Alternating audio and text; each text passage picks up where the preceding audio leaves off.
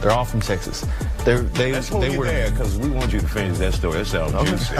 We'll be back with more Factor and our guest. And once again, we apologize for Ivan slipping up. He's hot. If you look up under his neck, Let me get back. that black beard, and they'll puff up their necks, and that's when they'll show you, hey, I'm the man. You know, and it'll turn fully black. It's beautiful, beautiful. He's looking at me aggressively. No, it's cold in here. Like he wants to do me something. And then with them, they're both male. So he's trying to show his little dominance. At some point, he probably start doing a little head. So he's younger than... No, he's a little older. He's older. Yeah, he's okay. On the small All right, wait. Player. There we go. So you don't want to know? You wouldn't want to know. So here's the thing. He's saying just a list. Then he adds, like, well, if you sleep with my homeboy, well, if you're with someone who is respectful to you and knows you, she's probably going to let you know that. Well, he got weird saying the whole list. I don't want to know everybody. Oh, now he wants to know everybody. He want to know everybody. I don't need to know the whole list.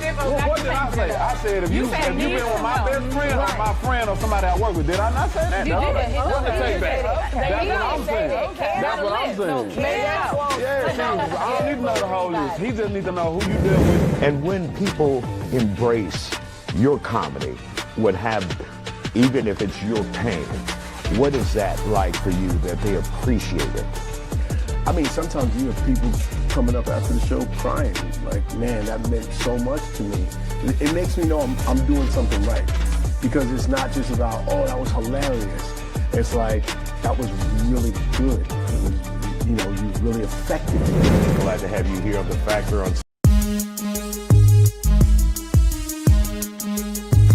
The Isiah Factor Uncensored starts now. Well, guys, welcome. It's that time for Primetime Live edition of The Factor Uncensored. I'm Isiah Carey, and of course, the gang's the gang just popping up on their own now. Wow. We ready. We ready. Hey, Sean, you just like, hey, I'm here. Well, this show ain't nothing without me. How you guys doing? What's up? What's going on, everybody? How's everyone doing today? I'm good. Look at Sonora with the red glossy lips today. The red glossy. I have a reason for it. That ruby red. I'll let you get to that in just a second, and I have an idea. Keyshawn, how are you? Everything's going okay? Everything's good. We had a busy day. A lot of news is happening today. Absolutely. And you stumbled upon some news. We went out and shot it today. And give a little preview of what we're going to talk about also later. Yeah, we'll talk about this later on in the show. But, you know, I do my morning walk every morning, go to the gym, do a little walk after, get some cardio. So I was walking into my neighborhood, and, you know, we've been talking about this for weeks now, the flock cameras. So I live in the Galleria area, and I noticed a flock camera that was destroyed. It looked like they sawed off the pole. They sawed down the pole, and it was knocked over. It was spray paint, white spray paint on the lens, and it was damaged. So people ain't lying out there. You know, I saw it for myself. You know, when you said it's true, I'm like, so do you think we've been lying to you, Keisha, on the news for the last? I got my issue with certain news. You know, I'm you know, I gotta see it for myself sometimes. Right. Okay, we got you, and you had a chance to see it. Now, of course, we'll explore that issue. Want to welcome our visitors, our chatters. We have Estrella Garcia is in the house. Our and regular. She says, here we go. How are you? We're good. You guys want to shout out Estrella? Hey, what's up, Estrella?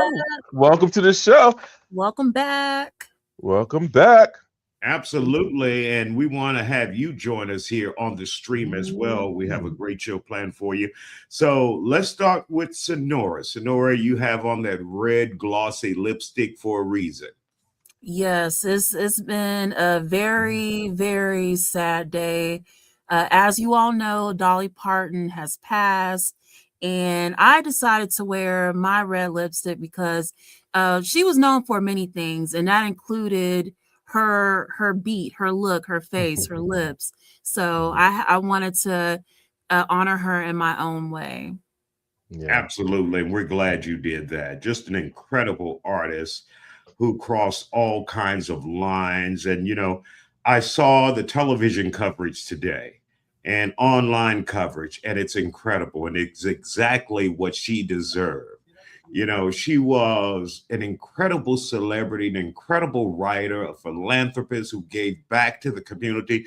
I think someone did a total of more than $500 million that she donated back through literacy, through building up Black communities as well, and it's just incredible. You got here's Isiah with these old stories. No, we love this is when you tell it. This is when you tell it. Yes. So when I was a kid, and of course, my mother's name when she was alive was Dolly.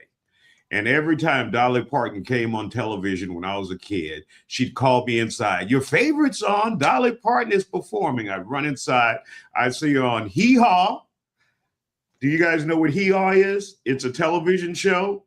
You can Google it, Keyshawn. Yeah, I'm Googling. It's a cartoon, right? The Grand Ole Opry TV show. And we used to watch that in Baton Rouge, and we'd see Dolly come out and perform, and I'd just be excited. That was my Michael Jackson before we had Michael Jackson. Dolly. The first episode was in 1969. What's that? The first episode was in 1969. Hee Haw. Yep, Hee Haw TV. I love it. It was great. It was great. And Dolly Parton appeared on there multiple times. And of course, she had hit after hit. Now, let me just read a bit of the story. So you guys who may be just waking up.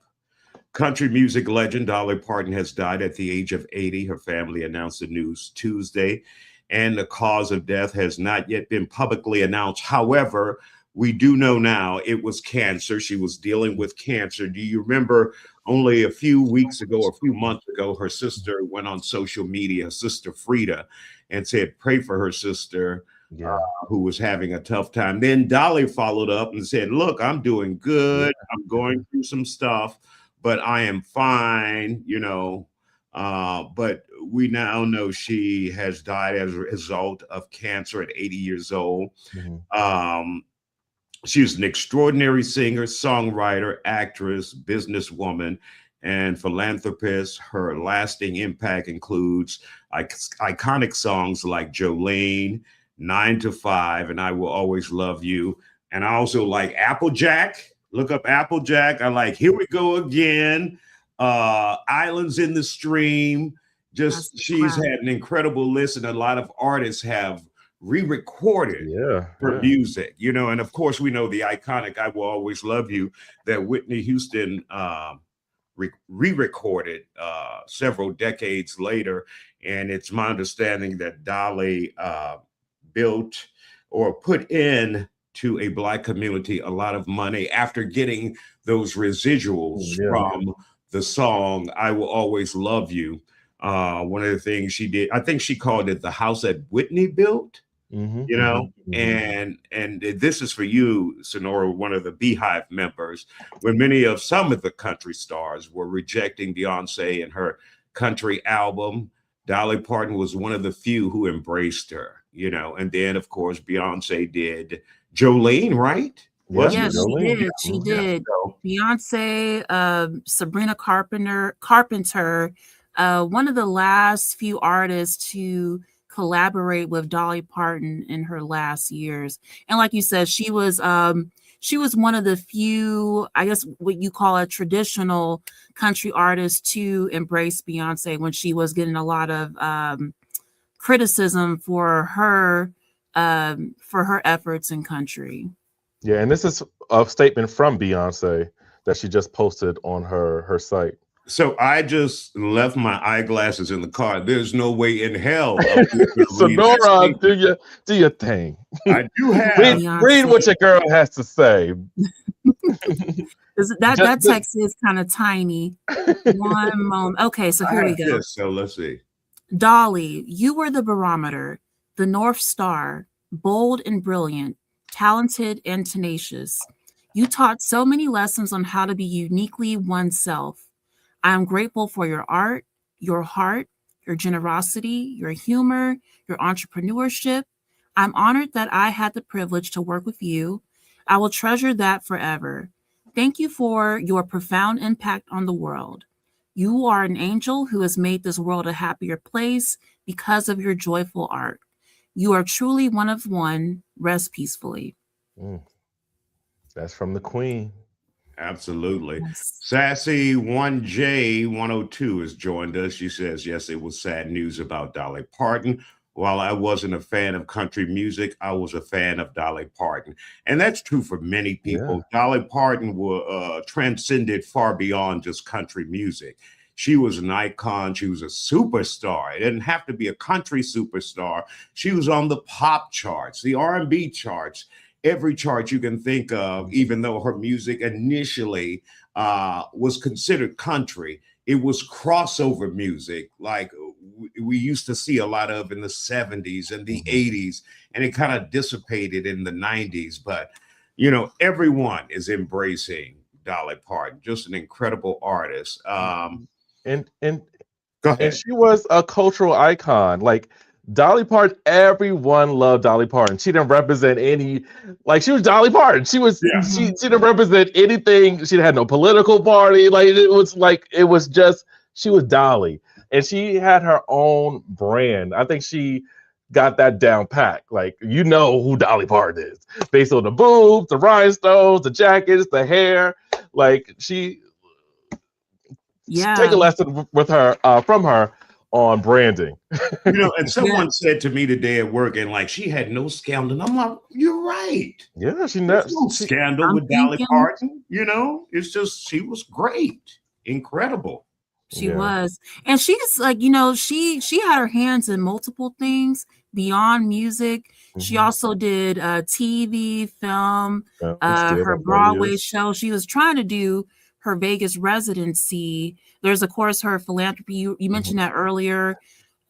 She had and Dollywood. Yeah, exactly. She's a businesswoman. And she made pancakes. I told Keyshawn earlier, I literally used her cake mix to bake a yellow cake. I cheated and used the box cake like 2 months ago. It was delicious too. Hey, it was Dolly, so we'll give you a pass. Right. You can use Dolly's cake mix. That's what I told myself. I'm like, you know what? It's not cheating. So yeah, like she had her hands in a lot of pots beyond music.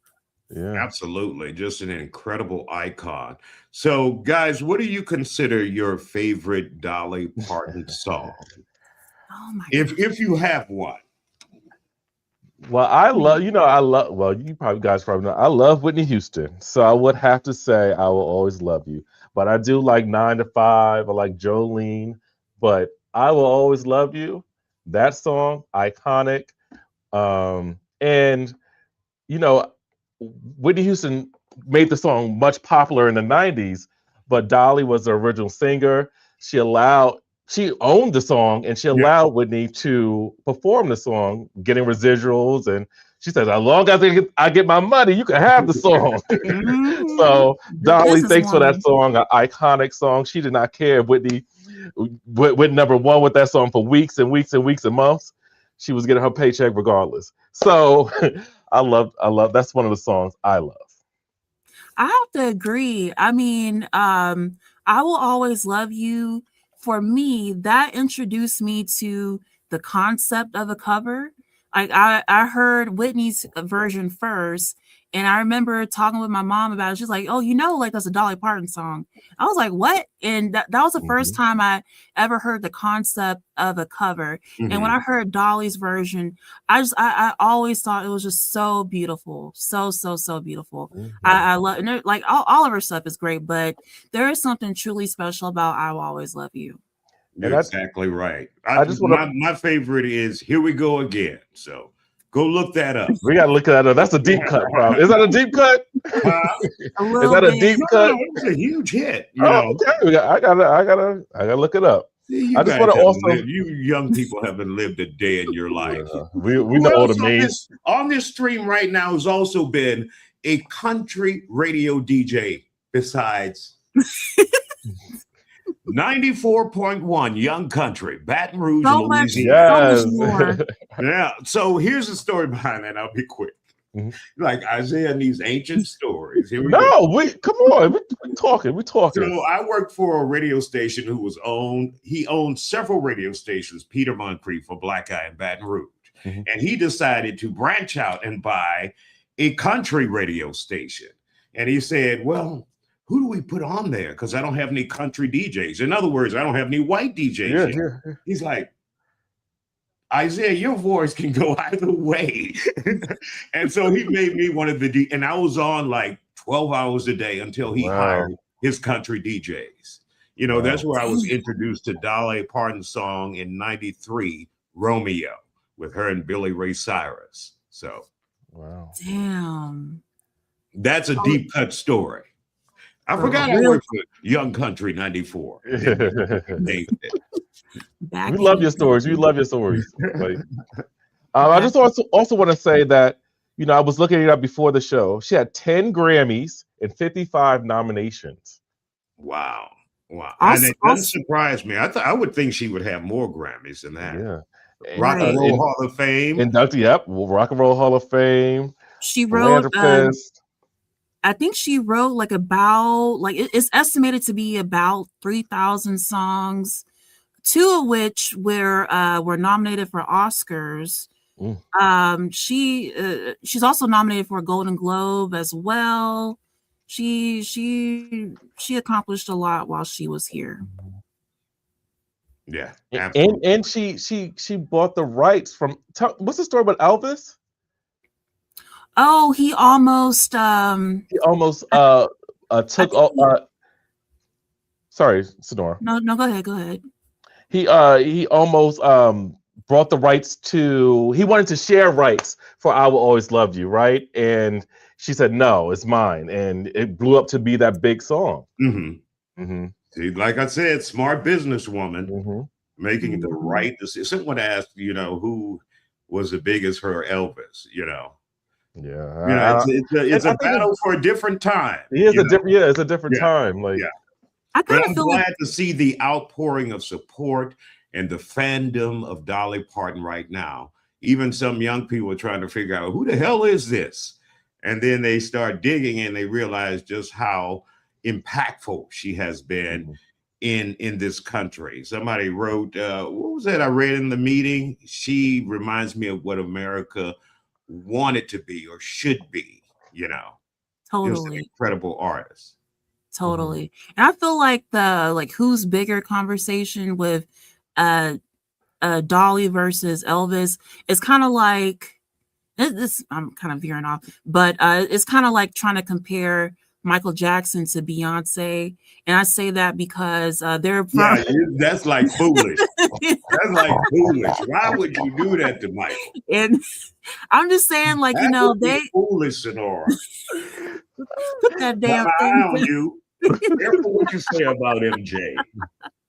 I'm just gonna say, you know, they come from all 4 of those artists. They're from different eras. There's Elvis, and then there's Dolly, and there's Michael, who was, you know, there before social media, and there's Beyonce. Like, it's kind of hard to measure, I think.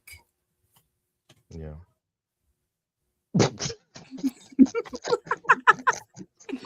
Anyway, did you know Michael Jackson and Dolly Parton were friends? You know, they had the same manager also at one point, Sandy Gallen. So they got to know each other, and they knew each other from the 70s on until, you know, Michael Jackson passed. But, thank you for that little anecdote. I'm going to bring it back. Also, Dolly Parton, she has a Houston connection as well. She performed here at the Houston Rodeo in the 70s. Only one time, which was surprising to me. But yeah, she made it to the rodeo, which is pretty cool. Yeah. And that Houston Rodeo's had a lot of incredible talent, just mind-blowing. Some great people have gone through there. And now we know Dolly Parton was on that list. Just incredible, you know, lots of music, lots of movies. I think I kind of had to slip into 9 to 5 when it was actually in theaters. I'm not sure. I mean, it was 13 or something, but I'm like, let me slip into 9 to 5 and see this. and I saw that. So somebody mad at us. What?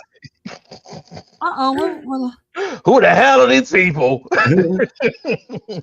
you keep on referencing Beyonce and Whitney. Okay, he's mad. Big mad. Sonora. What's the name? Gloved cop. Gloved cop. You're right. I mean, it's all only connected. Dolly Parton and Michael Jackson. That's it.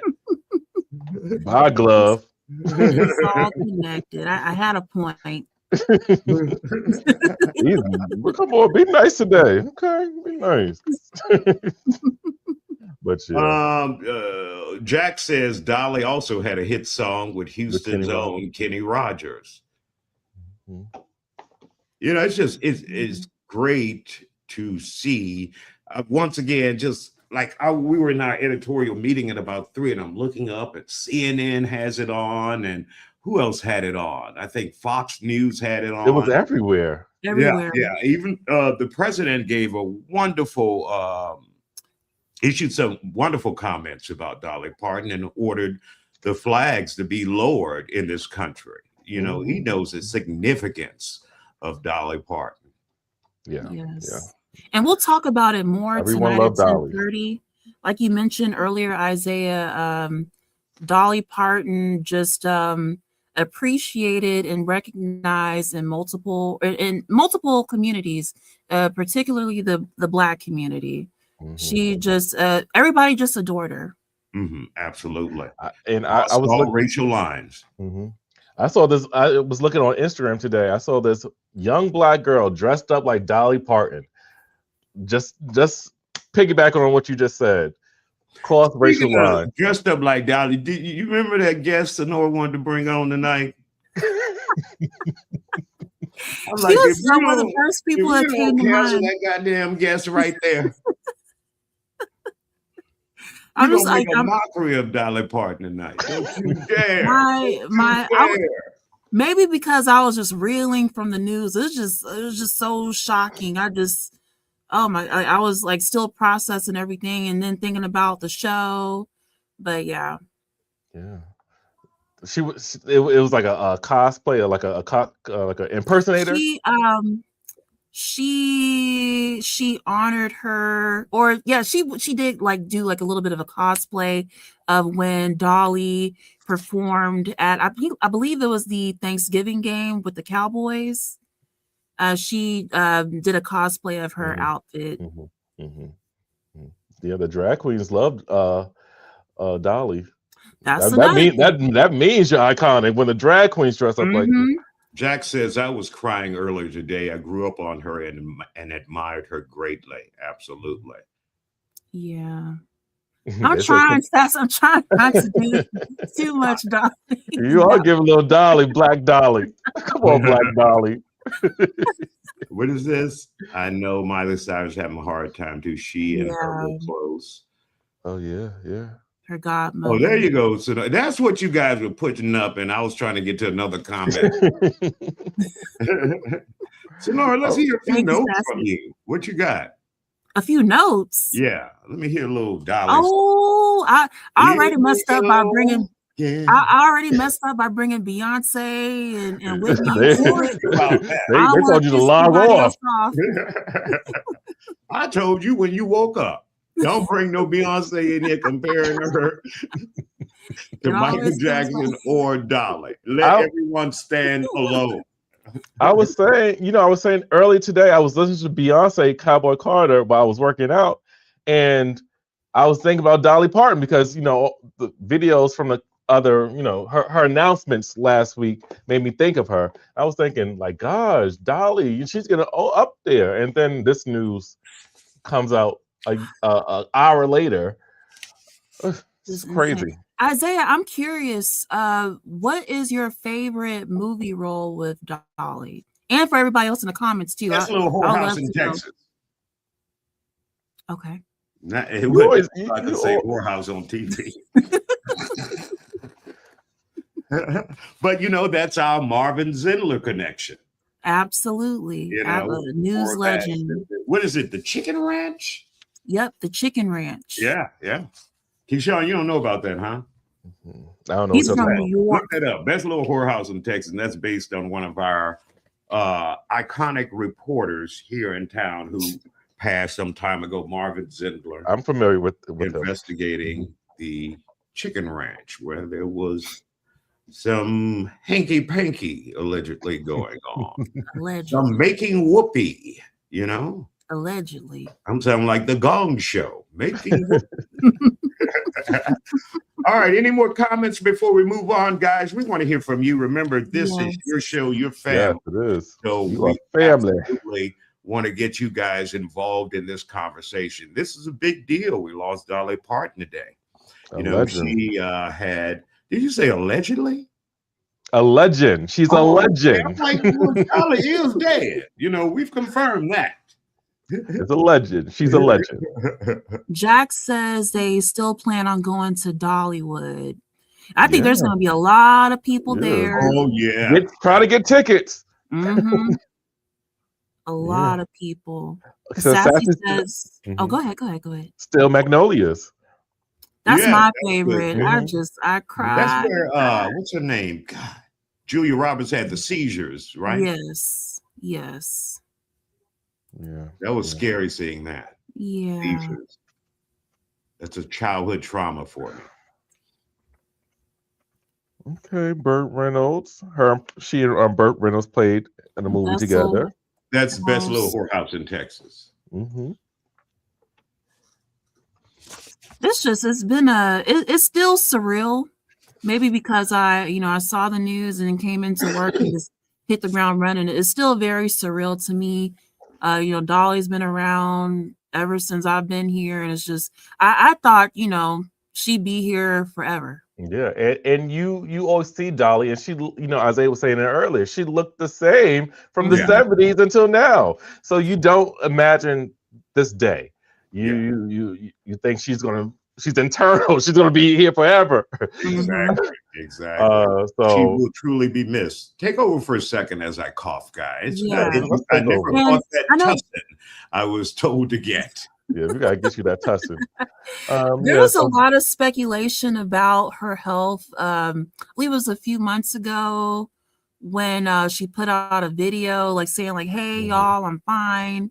But even then, we thought it was a lot of people thought it was weird and they had questions, but we all still hope whatever she's going through, it's nothing serious. She'll bounce back. She'll be fine. So it's just it's still just so surreal. She's so upbeat, and I don't see her wanting to bring her fans or her public down or making them, start this whole prayer thing. Dolly is going to leave us.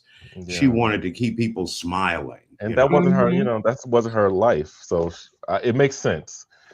I think literally around this time last year, I think that was when she put out the video and then everybody had concerns. Right. But then later she made another post and she was just saying, I ain't dead yet, y'all. Just kind of make light of everything. Yeah, her sister Frida went online and said, pray for her. Yeah. And she's like, I'm fine. Sassy says her husband passing might have had an impact on her health. That's true. They were together for a long time. Absolutely. All right, guys, let's move on now to flock cameras, but we'll continue talking about Dolly Parton, such an important figure in all of our lives. Like I said, I remember Dolly Parton as a kid. Come inside, she's on TV. We run inside and see Dolly Parton perform. Let's move on now to Keyshawn's experience now that he finally believes that people, I don't believe it. As I said in one videotape, people are assassinating flock cameras all across this country. It's true. It's true. Destroying and vandalizing flock cameras. They are AI enhanced license plate readers that law enforcement agencies around the country, I think there is 120,000 flock cameras. They're being used to help with fighting crime. And I also learned today, guys, we'll learn this from the constable, not just law enforcement agencies own them. He's saying that communities like a HOA or Some businesses have purchased them. Now, I read somewhere it was only sold to law enforcement. Maybe this is another brand, but we're going to talk to Constable Alan Rosen about the flock cameras. Now, just earlier this week, or yesterday rather, we reported that 4 flock cameras were vandalized in the 3rd Ward. We had a guest on who took pictures and brought them to us here in the Factor. We talked to Houston Council member Dr. Carolyn Evans Shabazz. And of course, we learned that those cameras value could be anywhere from $2,500 to $3,000 each. HPD, the Houston Police Department, they own cameras as well. And so when people are out and about destroying them, that's your tax dollars going. But there are some people who say, look, this is part of a fascist regime, authoritarian government, big brother watching us. And so we're not going to stand for it. And so they're going around. There are even tutorial videos, I think photographer John Starling sent me, of this guy who has his face covered up showing how people are doing it. He's not saying necessarily that he's doing it, but he's like, this is how people are cutting down, you know, with saws. And you saw that for yourself, Keyshawn, today. Like that was some type of tool used to put the pole down. That was a thick metal steel. I'm not quite sure what kind of pole it was, but cut it down and then sprayed over it. Let's get to Constable Alan Rosen, Precinct 1. More than 100,000 flock cameras here in the United States, and many of them are under attack, just like this one vandalized on the Loop here in Houston near the Galleria area, cut down and also spray painted over the lens, making sure it's no longer usable for those who are relying on it for fighting crime.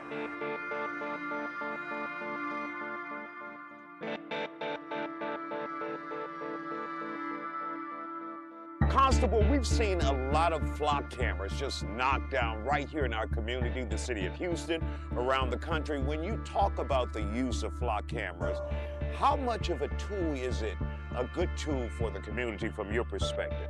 I think it's a great tool for law enforcement, and I think it really should be used just by law enforcement, but it needs appropriate guardrails. We have got to, I really get the public debate about this. I get the debate about privacy issues and things like that, and I really respect that because I'm a citizen as well as being a law enforcement official. But it does really help us solve crime, and you just got to have the appropriate safeguards in place to ensure that it's not misused. We go to airports, we go to shopping centers, we go to homes. Everybody's got cameras everywhere. There's no expectation of privacy out in the public. And it really does help us solve cameras. My policy is you only can use a flock camera in law enforcement is if you have an active criminal investigation that's open and you document its use. And you know, we just need to really have the public debate, which I always encourage. And then secondly, go into making sure that we have appropriate safeguards to make sure nobody misuses it. I think we have around 4,000 in Harris County, according to the last statistics. But your agency, your department, you guys don't own them. We do not own any. No, we have access to them. And again, we only use it for law enforcement investigative reasons. You know, I think that we have to have this debate. Isiah, I think it's important to have this debate. Privacy is of utmost importance to all of us, but as we all know, there's cameras everywhere. Every intersection has cameras. I mean, for traffic flow patterns and things like that. So, you know, people just need to have the debate, give their concerns. I can tell you it has solved some major crimes. It has solved a U.S. Marshal, Brazoria County deputy that was tragically murdered on Stella Link this past year. That guy was found within about 3 to 4 hours in Galveston, Texas, because of a flock camera. If people have a child that has been kidnapped, they want us to find that child. So from our perspective, a doctor goes and gives you medicine for your illnesses. We have to use any and all tools that we can to help solve crimes for victims, as well as balance privacy issues. So it's a delicate balance, and I get it, and I respect it. I'm a citizen as well as a law enforcement guy. And you're saying it's up for debate. Do you think many municipalities are going in the right direction? I think one city here in the Houston region is allowing its residents to vote on it. Do you think that's a good way, or you should at least bring it up in city council and say, here, we're having this discussion about putting up flock cameras. What do you think? I think anytime a big issue like this is out there, that you have to educate people, and more importantly, you have to put appropriate safeguards right now. And I think the company is going through that debate internally right now, is they're having to really look at their business model and say, hey, we've got to put some rails on this thing. And Congress can certainly take it up, so where there's a national policy about the usage of it. When we want to do a criminal history on somebody, you have to document a reason to do a criminal history on somebody. So in order to tap into the flock cameras and use them for investigative reasons, you have to have a law enforcement purpose, such as a case number, that you're investigating a case. Not just for somebody that wants to find out who's coming in and out of their neighborhood. Right. So, I mean, I think it's important to have the debate. I think that you should go to your city councils, your county commissioners court, and the state, and have these important debates. But at the end of the day, people also expect us to solve crime and hold people accountable for criminal activity. And I can tell you, it is a very big investigative tool with appropriate guardrails. Obviously, we're seeing a lot of cameras knocked down, vandalized here in the city of Houston. But for you, that's HPD's damn problem, not your problem. Well, I mean, but what do you recommend to people if you see a camera down? Should you call local law enforcement and let them know that this camera has been disabled? Yes, you should. You should call law enforcement, because it's a crime.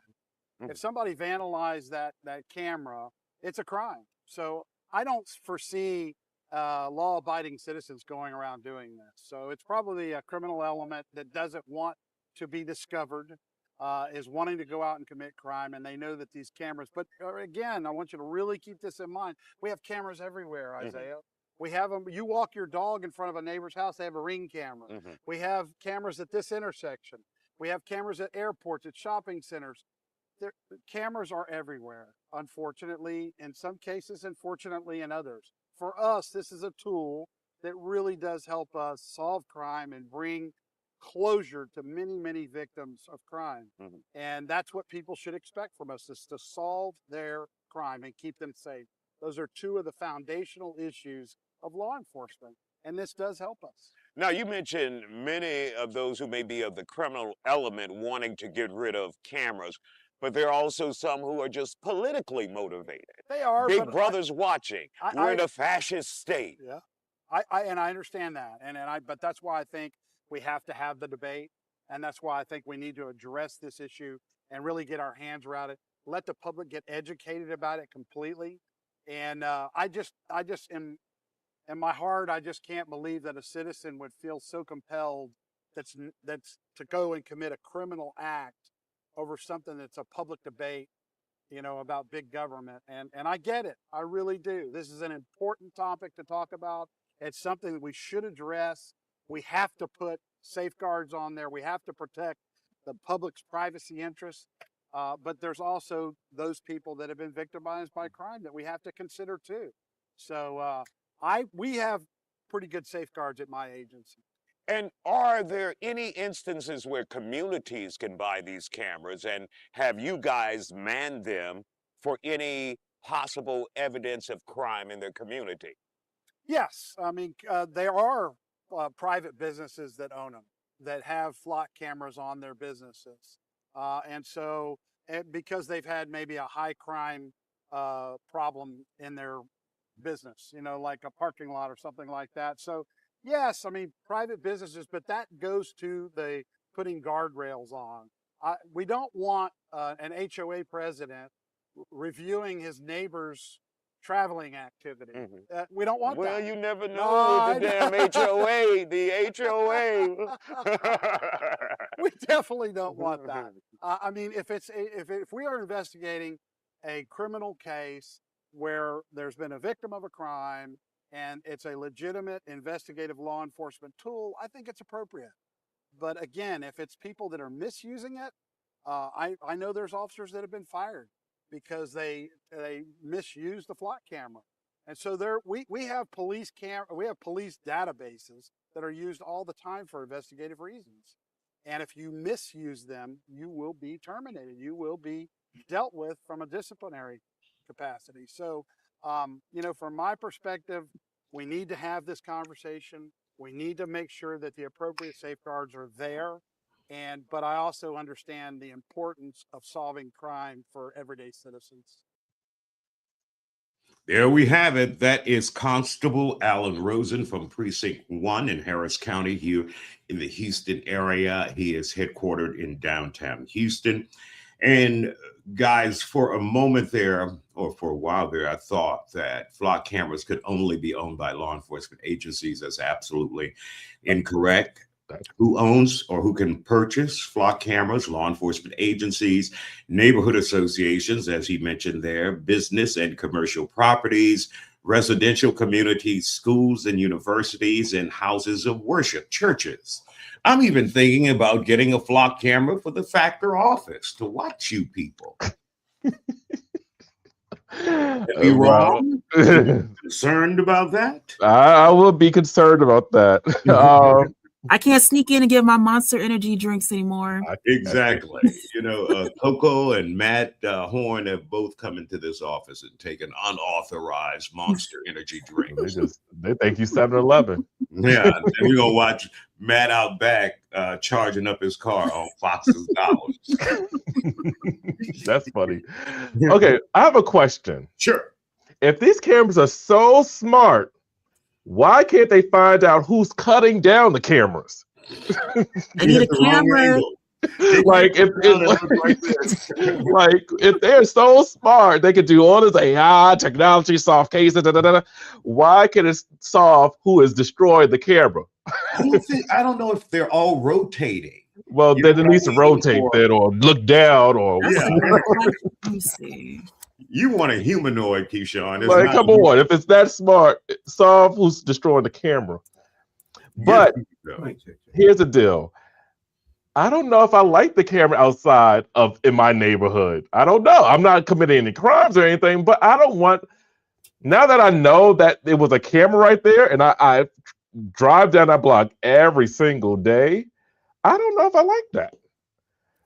Tracking my location. If I end up, I could be in a Galleria one day, I could be in Austin the next day, Dallas the next day, and it knows that information. I don't know if I like that. If you want people to have access to that, I think it's a lot of people's concerns. I mean, if you ain't doing nothing, why do you care?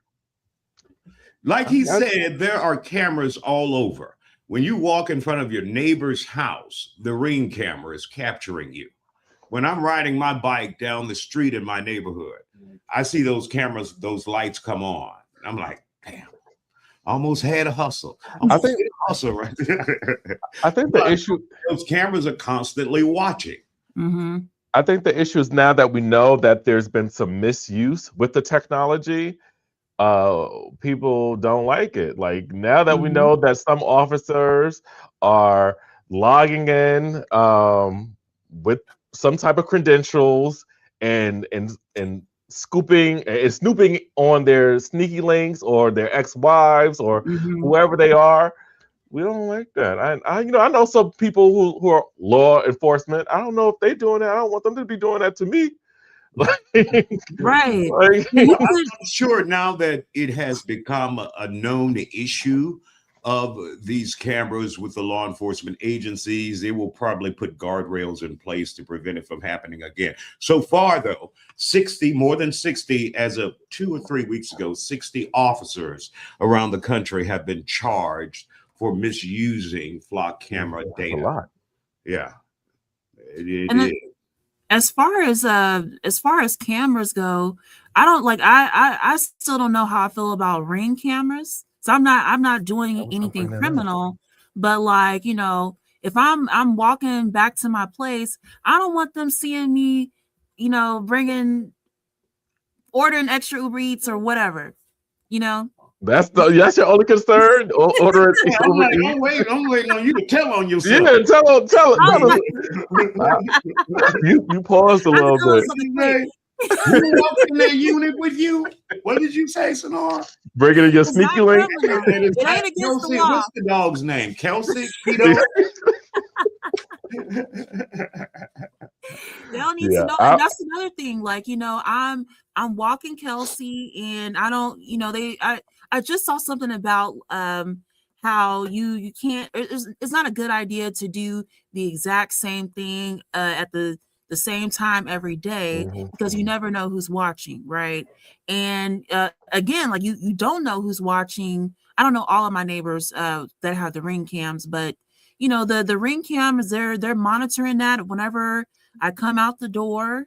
That's another concern as well. And so I think just a lot of people, when it comes to whether it be Ring cams, flock cams, there's just concerns about who's watching, how is this information being used? Is it being used against me when I'm not doing anything criminal? Now, Sonora, there was a case recently, right, where a woman was pulled over accused of or suspected in a murder, and she had nothing to do with it, only because law enforcement pulled it from flock cameras. Now, I think we had some officers on who said that was operator error, not the camera's fault. Does that make a difference to you guys? No, I don't believe. I think that make me feel a little bit worse. I don't believe like, it. damn, y'all don't know how to operate? They always blaming somebody. Sean ain't believe the cameras were being stolen until he saw one outside of his house. They always try to blame somebody. It wasn't our fault. It was the operator's fault. It wasn't the camera's fault. It's always something. Come on. Passing the buck. But going back to Sonora's Ring camera thing, so I'm so nosy. I have a camera outside my door, right? I see what you're doing. Don't tell. Have a camera. What the hell are you talking about? You have a camera on your property, at your door. So it took me a long time to even install this camera. I only did it because people were stealing my Amazon packages. Like they would say, damn. If you can't beat them, watch them. But I really don't like the cameras because who see someone just walk by. See, I really don't like I don't need people looking at me every time I go outside, pick up my Popeyes order from Uber Eats. Every time I open the door, that's my business. If I want to do that one day, that's my business. I feel you, Sonora. I feel you. I shouldn't have to be you making outside to pick up DoorDash. How many trips do you make? Let me see this DoorDash bill. That's my prerogative.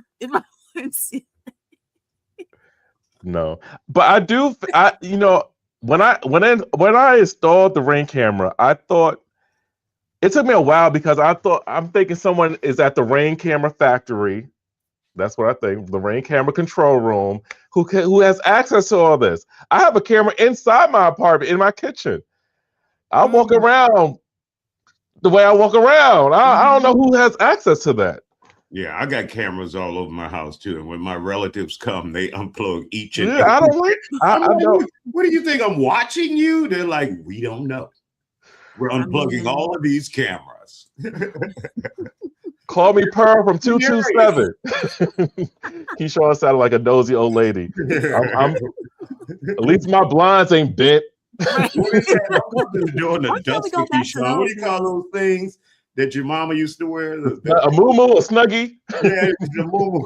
I got a muumuu and a snuggie, and I still bend my blinds. That's what I do. I do it the old school way if I want to be nosy. I'm looking through the. You don't bend your blinds anymore. You go to the Ring camera. All right, guys, you ready to move to the next one, which I found very intriguing. NFL player who left college and decided to go back to college, even though he signed with a NFL team, or I think he was trying out. So here's the deal. it was Daquan Wright, and he plans to join the LSU football team. Go Tigers, my hometown. He initially was part or trying to be a part of, was he a walk-on for the Cleveland Browns? I'm not sure, but he was waived by the Cleveland Browns. So he decided, okay, well, he knows a coach at LSU on their football team, and he's going back to college. Would you do that? Would you continue to try and get on other teams in the NFL, or would you go back to college? He decided to do that. We have a conversation about that, right? Yeah, we do. Let's go to it. Let's see who. Daniel Carrasco, and of course, Keyshawn Marshall. And we're talking about some potential big changes to the landscape of college football and really professional football as well. So the announcement came out saying that there's going to be some athletes that are going to be allowed to go from the NFL back to college football, but there's some rules and some different things that are going on with that kind of muddies the water a little bit. But starting off, I guess, initially, Zach, we'll start with you. What's your initial response to hearing about this? My initial response is if you go in the draft and you're trying to get to the NFL, you've already made that decision of a life-changing decision that you want to get to the NFL. So I know sometimes people can go undrafted and they're like, oh, since I get undrafted, I want to go back to college and play for college. And nah, it shouldn't work like that. Like, you already made that decision. You thought you were good enough to get to the NFL, and obviously I guess you weren't because you didn't get drafted. So I'm totally against it. I feel like if you try to get to the NFL or any kind of that, you should not be able to get back to go back to college. It makes no sense. You already declared for the draft and they didn't draft you, and a bunch of players are trying to come back to college. My response is you shouldn't be able to go back to college. You already made that decision, and if you can, I guess you could go. You could try and go through for tryouts, on other teams if they want you, but I don't feel like you should go back to college. It just gives you more and more of a chance, and you're not letting these other young players succeed. And you had your chance to succeed, and it just wasn't for you. So time to go find a different career, in my opinion. Zach, it's funny you say that because I was reading an article and it was talking about Super Bowl champion Ryan Clark calling out NFL players who are wanting to go back. He actually put something on X or Twitter, as I like to call it still. And he said, if folks start going back to college because it doesn't work out like they want it to in the league, that's some BS. Worst part is that schools will eat it up, going to be scouring NFL teams looking for the next transfer portal, grown-ass men to dominate 17-year-olds. Exactly. And it's like we're already dealing with the transfer. And I'm glad you brought that up. We're already dealing with the transfer portal over in college. And that's what's ruining college, because you can have a player, and then for fans too, like you can have a player over here, say he's playing in Georgia. He transfers the next day. It just keeps it hard to like keep up with players and where they're going in college. And I absolutely agree with Ryan Clark says. Ryan Clark is a very, very good journalist as far as like doing what he does and reporting stuff. So yeah, I couldn't agree more. It's just you're pretty much putting those players in place of rising and upcoming superstars, and you're kind of getting in the way, and you need to move out the way because your time is up. Exactly. Daniel, what's your take on this? I know we were talking about this earlier, and I told you I'm going to play devil's advocate for whatever you say. So yeah, I mean, I agree with Zach. I think when I look at it, the goal is to always like progress forward. And I think with this aspect of wanting to have people who have pursued an NFL career, whether they sign a contract or not, once I feel like you declare, I think you've already made the decision, like Zach said, to move on from college. And I think the goal from joining the NCAA, whatever sport it is, specifically, obviously we're talking about football, but I think when you are in the NCAA, there's a pipeline. Basically, it's like high school, college, then professional. I think we'll be moving backwards by going from professional back to collegiate sports. And I think I also look at it this way. There's only so many roster spots on each team. Like there's only a few, and I say few, like depending on where it's available. But I look at it this way. Some of those kids are on scholarship. Some of those are trying to get a full scholarship. But I think when you bring a professional back, what does that say for the kids who are being recruited and coming in as a 18-year-old in college ready to get their college career started, is that going to be dampered, or are they just going to disappear because now you brought back a 24, 25-year-old that didn't pan out on the professional level? What happens to that new recruit you brought into your college program, and what happens to that scholarship you gave them earlier as well?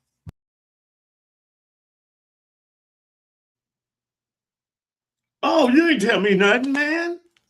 That's over? Yeah, that's it. That's it. The show's over. The show is over. I had to cut it short. We got to say goodbye. What? Yeah, we're still on the air. We got to say goodbye. Man, I don't know what's going on here. My bad, Isaiah. My bad. I caught you. Cameras in your office. My bad, Isaiah. We got 1 minute left of the show. I had to cut it short. I just want to say, my bad. I caught you slipping. All righty. Sonora, what do we have coming up tonight at 10:30 on the big show? Yes, we have more tributes and remembrances for the iconic, legendary Dolly Parton, more on the flock cameras. We're going to hear from the Uber driver who had a recent entanglement with HPD. We have a lot coming up on Who is he, Will and Jada Smith? You said an entanglement. They is a kerfuffle? Would that be the right word? No. I don't. Watch at 10:30 to see. You're at the top of the show.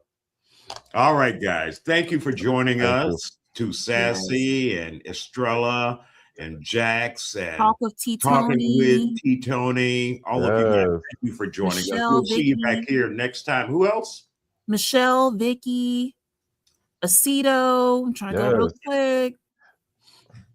Estrella from earlier. Everybody, thank you so much for joining. Thank you. Absolutely. Thank you, guys. And we'll see you tonight at 10:30 on The Factor Uncensored. Have a great one.